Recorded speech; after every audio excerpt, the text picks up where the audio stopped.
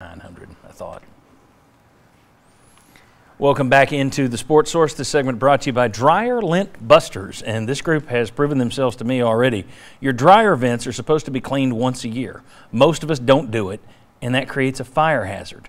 It also drives up your electric bill. These guys did some work for me, and the dryer's temperature went from 72 to 94 degrees. Airflow went from 11 to 23 miles per hour. It's 1 hour, it's $99, and what that means is lower electric bill and shorter, drier runs. You're not having to do touch-ups. And let me go back to Daniel, because you used these guys this week. Phenomenal. And a towel no longer takes 2 hours to dry. There you go. It's like get it done in an hour. It's amazing. Yeah, Dryer Lint Busters, folks. It's legit. I'm telling you, if we don't put them on this show if I don't believe in them. This is tangible. They'll even show you a gauge that lets you see the exact temperature and airflow. Dryer Lint Busters, give them a call this week. You'll be very happy that you did. Okay, time for our Beat the House segment, and let's go to the rules. As you know, Chucky C-Note picks the winner in the spread. He also picks an over-under in total points. Panelists can wager against either the spread or the over-under. Panelists can wager any amount they like in $100 increments.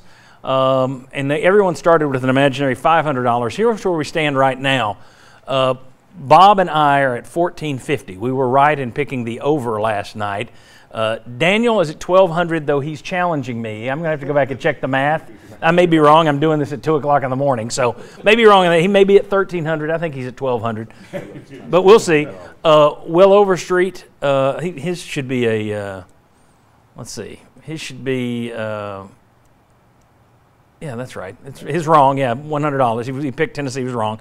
Jimmy was under. He was wrong. Sterling was under. He was wrong. Josh got it right and is out of the. Well, he's still in the cellar, but he jumped up to where Sterling is. Screen says I'm not at the bottom anymore. Yeah, okay. it's alphabetical. All right. And Chuck, by the way, let me come back to me before we do this.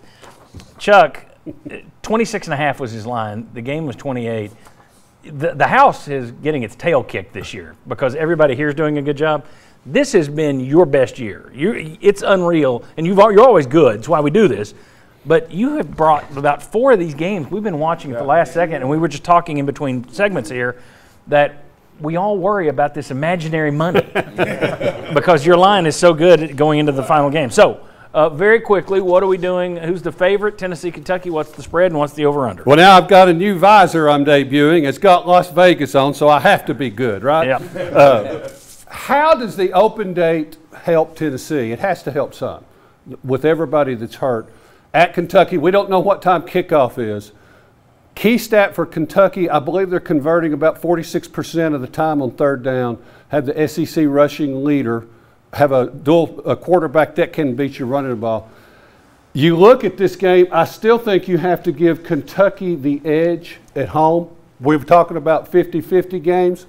But I'm going to set it low. I'm going to set this like a 2.5 here on the spread. That might be a little bit lower than Vegas. The total, I think, that's where we've been getting beat. And like I've said, nobody else does it. I'm just going to set it at 60.5. I never brag on him enough to where he doesn't follow up and explain, well, I'm really better than you even think. All right. Bob, the line is Kentucky 2.5 or the 60.5 over/under. Where are you going? Gosh, we got to be quick. I'm going to go Tennessee 300. Tennessee 300. I'm next. Kentucky's great on the line of scrimmage. I believe in Mark Stoops. But the last 6 years, Kentucky in the SEC has been 13th in pass attempts this year, 14th, 10th, and 12th. They don't like to throw the ball. If you hit some deep shots, they don't want to be in a shootout. Mm-hmm. Tennessee, $500. Wow. Daniel. I agree with you. I'm going to go all in on Tennessee. All in. Wow. All in. Either 1,200 or 13, depending on how much you really have. If it's 13, we'll go 1,200. That's crazy. You'll be out. But all right. Hey, I'm just agreeing with the leaders. 500 Tennessee. I'm not going to gain a thing. All right, Jimmy. 200 under. Under 200 for Jimmy. Sterling. I'm going 400 Tennessee, baby. We're going to paint that bluegrass orange. Okay. We're all going to be, right now in Middlesboro, where I grew up, there will be people going, we're going to take their money. Their imaginary money's coming to Lexington. Josh. All right, somebody's got to keep Chuck alive here after you take all of his money, so I'll go 100 on Kentucky. Negative. Negative. J.J. Surlis yesterday told me to tell Will Overstreet, negative doesn't pay, be positive. Well, Sterling was positive yesterday and lost. Will was negative. No, Will was positive and lost. positive. Sterling was, you didn't go with UT, and you actually Still lost. you went the under, though. But I'm in the game. So basically, this time positive, of year. negative doesn't pay. Never But you mind. win because we're all free. Marlon, what would you do if you had money in the stake? 10 seconds. If I had some money, I'm gonna go 300 under. Okay, 300. There you go. Guys, thank you very much. We'll have an open date show next week. We'll see all these guys back in 2 weeks. Thank you so much. See our sponsors. You'll be happy you did. See you next week.